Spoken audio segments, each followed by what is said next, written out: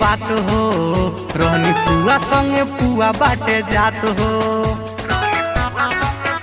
ए सखी सुन हो, हवे होली के दिने के बात हो, रहनी पुआ संगे पुआ बाटे जात हो।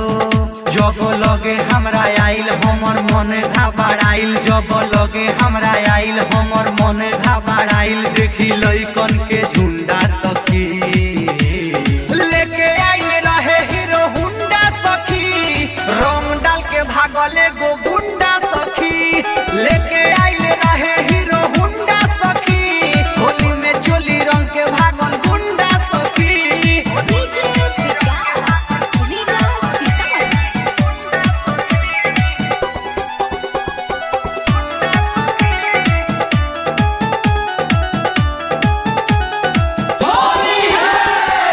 बगल में खड़ा कटी हलस गाड़ी, लेके आइल रहे मोट पिचकारी, अपन पर हाथी पर रंग ढारी ढारी, सराय लंग में लगौलस पारा पारी। बगल में खड़ा कटी हलस गाड़ी, लेके आइल रहे मोट पिचकारी, अपन पर हाथी पर रंग ढारी ढारी, सराय लंग में लगौलस पारा पारी।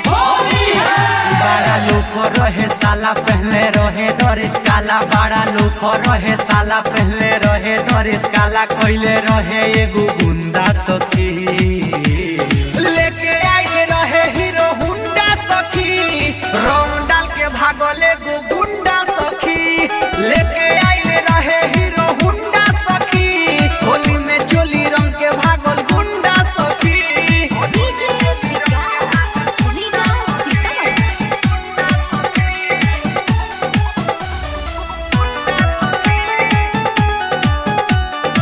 Ambe recording studio Delhi.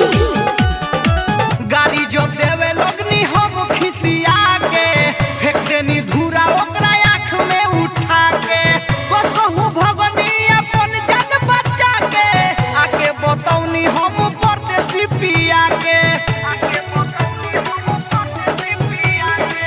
गाड़ी जो देवे लगनी हम खिसिया के, फेंक देनी धूरा ओकरा आँख में उठा के, कसहु भगनी अपन जान बचा के, आके बतौनी हम परदेसी पिया के।